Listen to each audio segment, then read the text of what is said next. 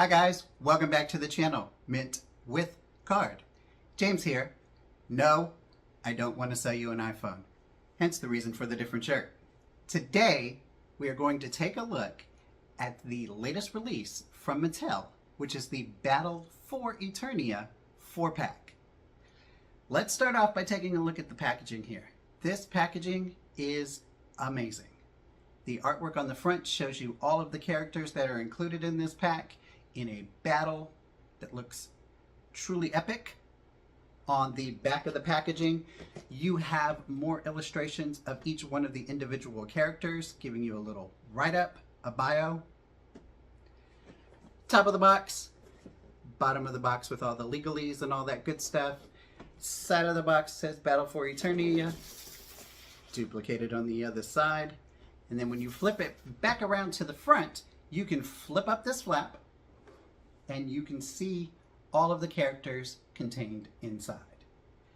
Now, this latest release is essentially kit bashing, using parts and pieces from different characters to make up a new character, which essentially is what MOTU is known for.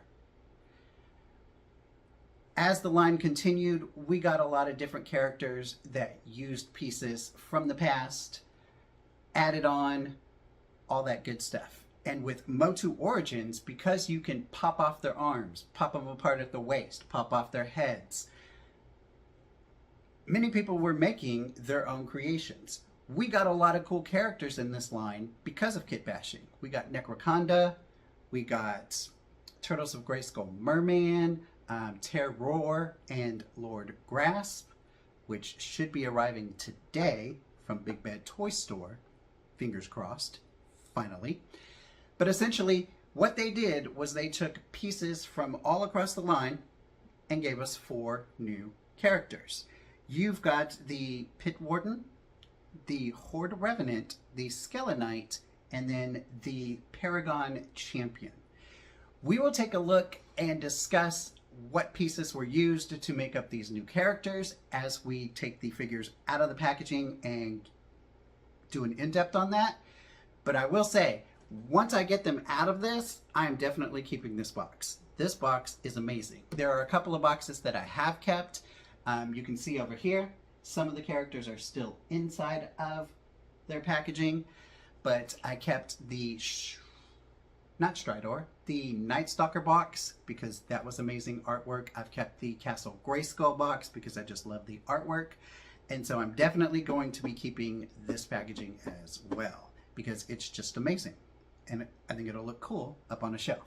So what I'm gonna do is I'm gonna get these characters out of this plastic prison off camera, and then we'll come back and we'll take a look at each one individually. Sound like a plan? Awesome.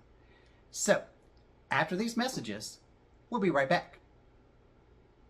After these messages, we'll be right back. Is here. I am Hordak, and this is my evil horde. Rage. Mantenna. Your Twizzler. evil even scares me, Hordak, my friend. The evil horde has no friends. The Evil Horde, new from the Masters of the Universe collection. All figures each sold separately. Let me out of here. From Mattel. Alright guys, welcome back. We have got all 4 figures outside of the plastic prison. Here they are on display. Going from left to right, you have the Paragon Champion, the Skelenite, the Horde Revenant, and then the Pit Warden. So, they look amazing.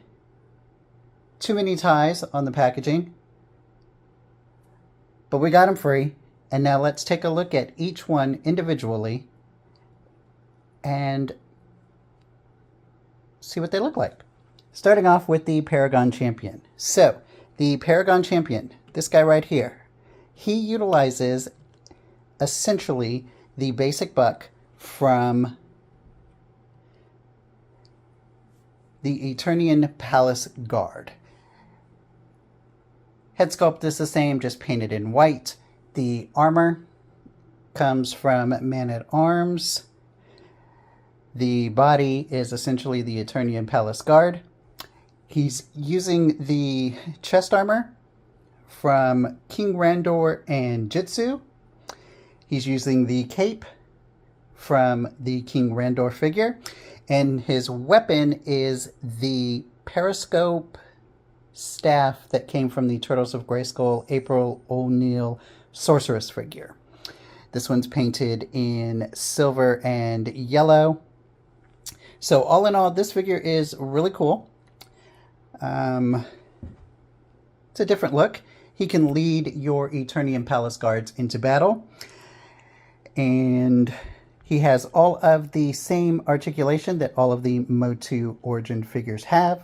Bend at the elbows, bend at the knees, twist at the waist, head, all of that good stuff. So that is the Paragon Champion. He's a good character. We'll set him off to the side. Next up, we have the Skelenite. So the Skelenite, essentially, what he's doing is he's using the 2000X version of Skeletor. That is essentially his entire body. I looked at all of the other figures that I have. He's using the upper arm, but I could not find out where the forearm is from. Didn't see it on any of the other figures. So it may be new sculpting. He's got a new head sculpt, which is essentially a helmet with some paint on the front. He is using the Lords of Power Beastman chest armor. The skirting piece is from the 2000X Skeletor. Legs all the way down to the feet. Those are just standard boots. He's molded in a lighter purple. And again, same articulation as all of the other MOTU Origins figures. And he looks pretty cool, as I just popped out his arm. So that lets you know, these figures here also utilize that plug and play feature as well. That's the back of the character. You can see all of his detail as well. And so he gets a new head sculpt. I believe he gets new forearm sculpt. And the feet are solid and not the three-toed. One thing he also comes with this sword. This is an all-new mold. It's got a skull here at the top with the ram horns. It's got some writing on the sword.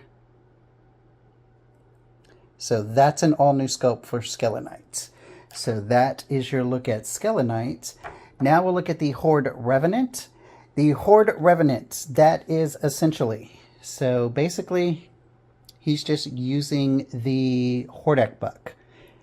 Straight up Hordak, who falls over. Okay, so he uses the Hordak buck.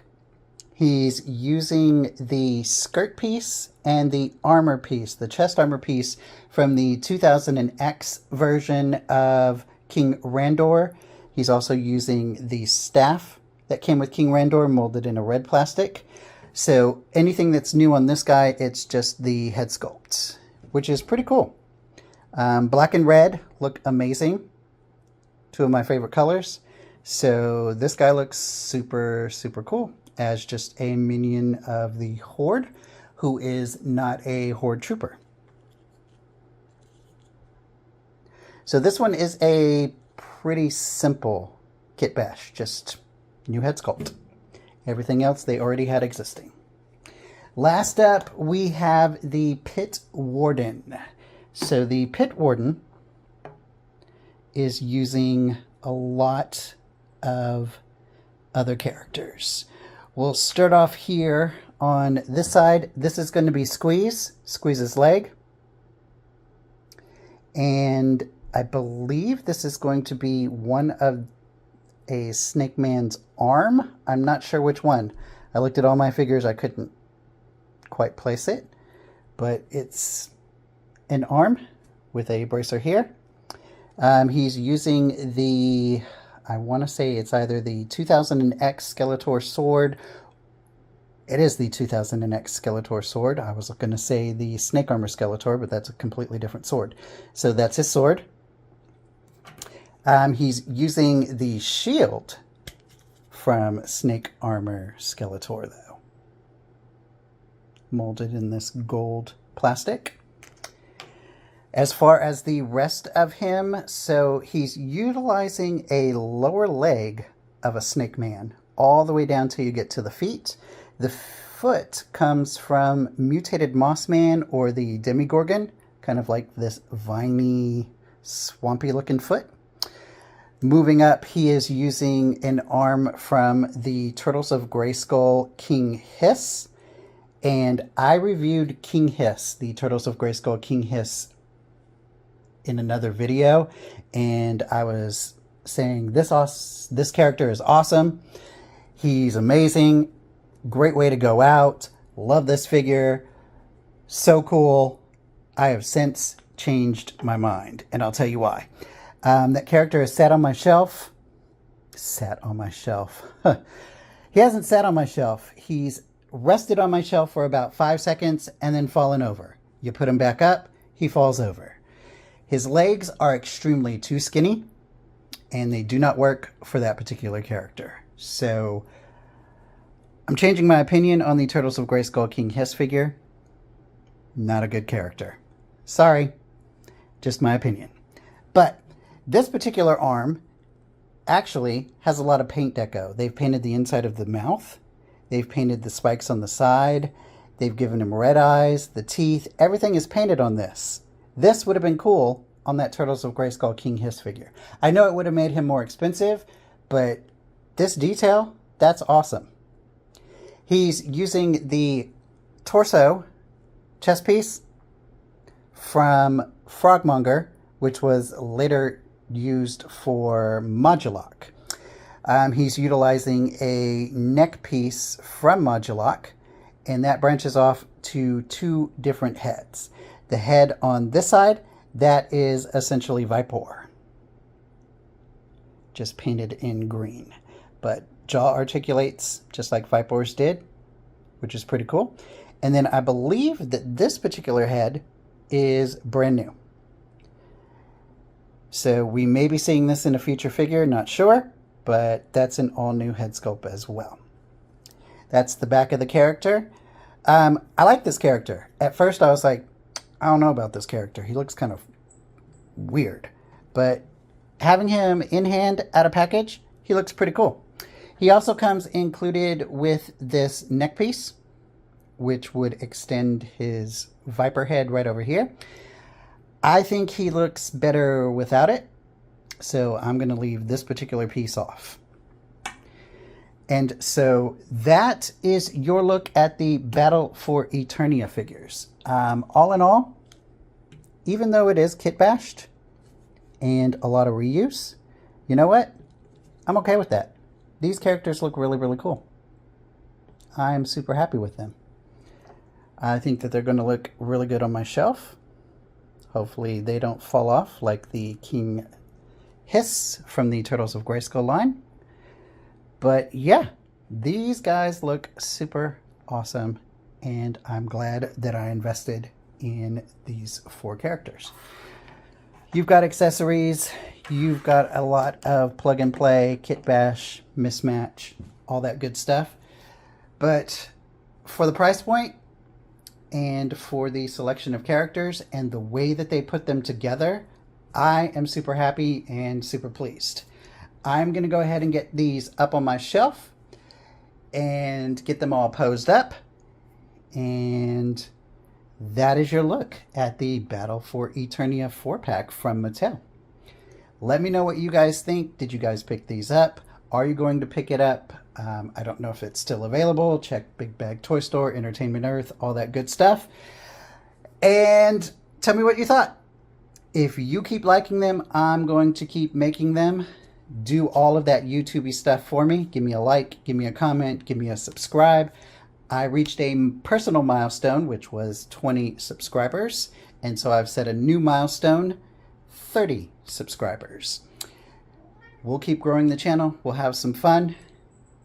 Next up, I believe that we're going to be looking at the Masterverse Evil Lyn figure. So until then, guys, see you later.